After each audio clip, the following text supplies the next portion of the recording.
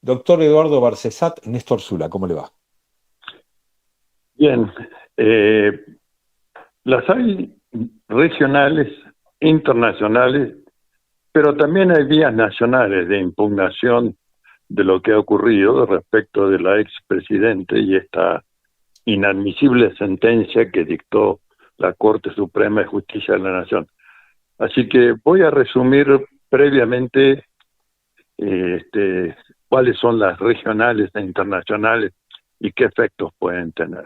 Bien. Primero está la Comisión Interamericana de Derechos Humanos, Ujú. que tiene la competencia para dictar medidas cautelares, pero la hipótesis de incumplimiento en la sede nacional de esa medida cautelar solo puede aparejar una sanción, eh, diría, económica o también una condena en la asamblea del órgano regional, es decir, de la Organización de Estados Americanos.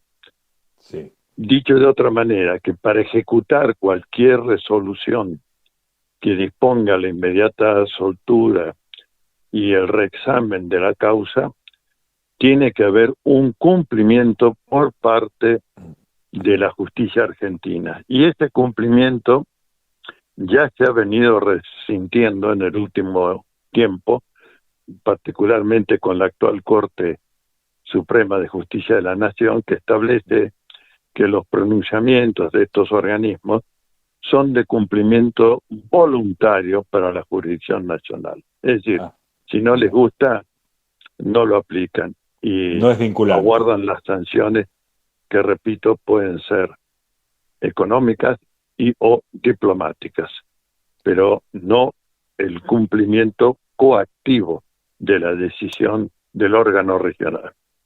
Bien. Igual sucede con el internacional, es decir, puede dictar medidas, generalmente son condenas de fondo que declararían la nulidad e inconstitucionalidad de la sentencia dictada el 10 de junio por parte de la Corte Suprema Argentina. Ujú. Bueno, quedará como un baldón, una descalificación, podrá tener sanciones nuevamente diplomáticas o económicas en el organismo internacional, me refiero a la ONU, Ujú. pero, repito, para ser ejecutadas requieren del consenso en la administración judicial regional. Ujú. Este, todo esto además insume tiempos bastante significativos.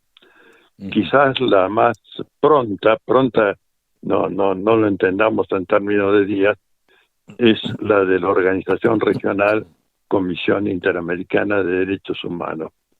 Ujú. Bueno, de todos modos, sostengo y apoyo a que las defensas técnicas lleven adelante estas medidas, tanto frente al órgano regional como la vía internacional. Me Sí. gustaría ahora examinar desde el punto de vista de la nación qué es lo que se puede hacer, si qué podemos hacer en la jurisdicción nacional. Sí. A este respecto entiendo que la vía que tiene todo justiciable es una acción de amparo que impugne por su ilegalidad y arbitrariedad manifiesta la sentencia dictada por la Corte el 10 de junio de 2025.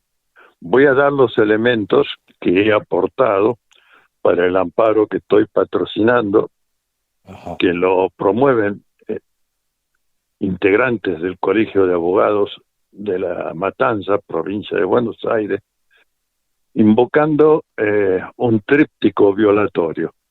Se violan los derechos políticos y electorales del elector. No estoy hablando de Cristina, sino del elector. Sí. Sabemos que conforme nuestro sistema jurídico, el pueblo no gobierna ni delibera, sino a través de sus representantes. Ahora bien, Correcto. se, se establece en el régimen de los derechos políticos la libertad de elección de aquel que está empadronado, es decir, con capacidad electoral, por edad y por radicación.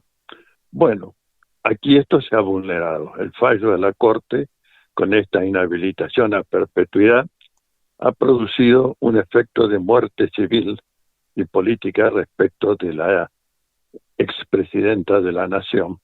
Sí. Y si bien la pena de inhabilitación está prevista como pena accesoria en nuestro régimen constitucional y penal, la aplicación tiene que ser muy fundada. Pero bueno, estamos en primer aspecto los derechos político-electorales del pueblo de La Matanza. Segundo aspecto, muy importante, la institucionalidad. Estamos viviendo en una etapa de absoluta anomia, es decir, no se sabe cuál es la normativa que rige, solamente los mandamás son los que establecen qué debe ser entendido por derecho y qué debe ser entendido por contrario al derecho. El deber de obediencia a la supremacía de la Constitución Nacional ha sido pisoteado. Es decir, esta es la situación de excepcionalidad institucional que estamos atravesando, que no es producto doctor, de un golpe de Estado militar, como han sido clásicamente en la historia institucional argentina, sino que es producto del voto popular. Votó esto. Claro. Bueno, y lo está viviendo ahora, que es lo que votó. Algunos dirán, yo no sabía, otros habrán arrepentido, pero lo cierto es que las elecciones provinciales demuestran que muchos quieren este autoritarismo porque piensan que alguna ventaja económica y de exclusión de los menos favorecidos le puede brindar mayor espacio, por así decir, para llevar adelante sus cometidos. Bueno, esto es lo más desdichado que pueda suceder, va contra el texto de la Constitución, que habla de las acciones positivas para igualar las condiciones de existencia real de las distintas provincias y regiones. Bueno, todo esto ha caído en saco roto con este gobierno y los que han dado su apoyo al mismo. El otro aspecto que nos parece muy importante es decir, ¿por qué esta sentencia es nula, de nulidad absoluta e insanable? Bueno, hay dos factores de nulidad por inconstitucionalidad que son inocultables. El primero de ellos es el que establece la inviabilidad de la doble persecución penal. Este expediente se inicia bajo gobierno de Mauricio Macri. Se radica la denuncia ante el juzgado del doctor Ercolini. El doctor Ercolini, siguiendo el dictamen fiscal, se declara incompetente porque ataca la obra pública de vialidad nacional en territorio de la provincia de Santa Cruz. Bueno, la causa va a Santa Cruz. En Santa Cruz se acepta la competencia, porque hay que aclarar, la competencia en materia territorial es cuestión de orden público. Es decir, no se puede pactar, modificar, nada. Orden público. Bien, la causa llega allá y se tramita colectando el sobreseimiento por inexistencia de delito. Es decir, es una causa que ya estaba conclusa. Es ahí que se hace una presentación ante la Cámara Federal de Casación Penal, donde se invoca que no se ha tenido en cuenta una auditoría o peritaje que después se determinó que era falso, y ordenan reabrir la causa, pero no se la devuelven a la justicia que tiene la competencia territorial improrrogable por ser orden público. Se la devuelven al juez Ercolini, que años antes se había declarado como un correcto fundamento procesal incompetente por el territorio. Y la acepta como si fuera que el orden público es un chicle que se puede estirar para cubrir cualquier disparate.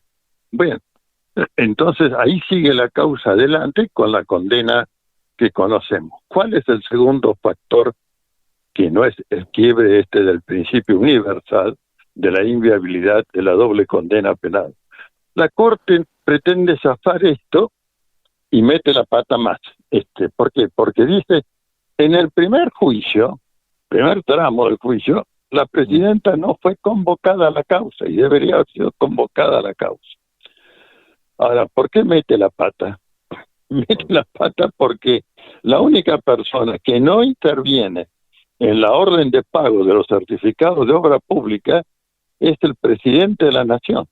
Esto le corresponde desde la reforma constitucional del año 94, artículo 100, inciso primero, al jefe de gabinete de ministros de la Nación. Es decir, él es el que se encarga de la administración general del país. Y por eso es que no hay certificado de obra que tenga orden de pago suscrito por la presidenta, la entonces presidenta de la Nación. Sí. Es más paradojal todavía. Desfilaron los ministros, los jefes de gabinete de ministros, como testigos en la causa, aclarando, sí, yo firmé estas órdenes de pago, ahí estaban visadas previamente por Vialidad Nacional, y además tenemos conocimiento que los informes periciales que se han colectado en la causa establecen que no había ni sobreprecio ni pagos que no correspondieran sino a obra realizada. Bueno, sí. Fíjense ustedes el quiebre de la ley de causalidad y del concepto jurídico de imputabilidad que está detrás de esto.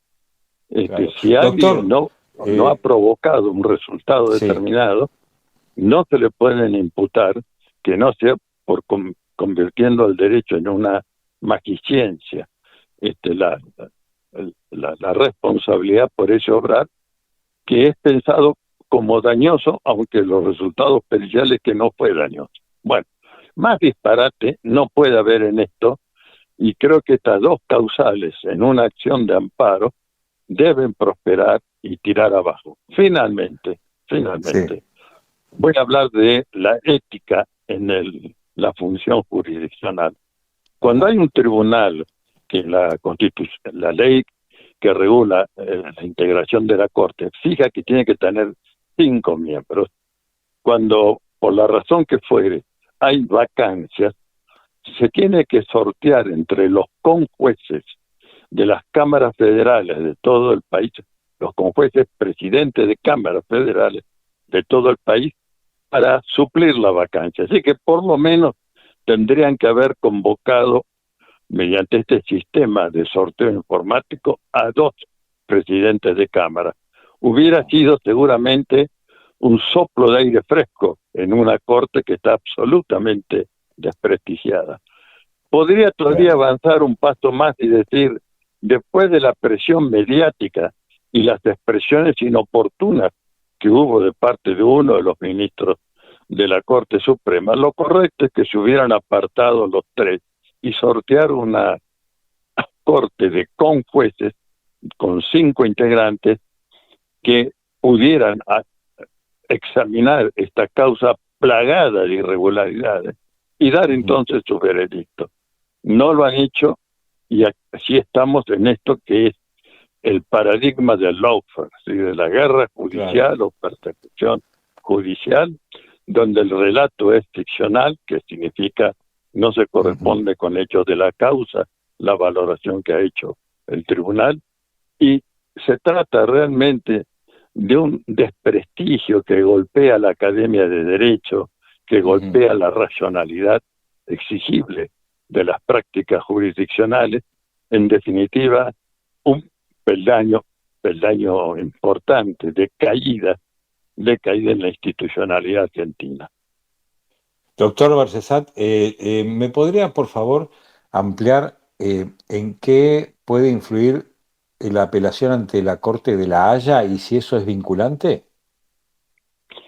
Estoy diciendo al principio de mi intervención que puede anular la sentencia dictada por la Corte, no bien examine estas irregularidades que estoy referenciando, pero la imperatividad de esa decisión depende de que en el espigón jurisdiccional nacional se le ponga el cúmplice. Y aquí vienen los problemas, porque con esta pertinencia persecutoria, no sé si se va a dar un cúmplice o si la Argentina, que ya está bastante desprestigiada a nivel internacional por las expresiones y actitudes del actual presidente, dice más, sí, Acá se hace lo que decimos nosotros y no la cumplimos. Bueno, vendrá una sanción diplomática, vendrá una descalificación de la Argentina y bueno, Sí, después eso se traduce en que hay que pagar compensaciones, pero ajá. la privación de libertad y la inhabilitación siguen operando. Bueno, este es el problema de que todavía el grado de desarrollo del derecho internacional no tiene herramientas para poner en ejecutoria. Tiene sí la factibilidad de aplicar sanciones económicas y o diplomáticas, pero no otra cosa. Perfecto. Bueno, doctor Eduardo Barcesat, abogado, muchísimas gracias. Buen fin de semana. Muchas gracias por estas reflexiones. Buen fin de semana. Hasta pronto. Que siga muy bien. Muchas gracias.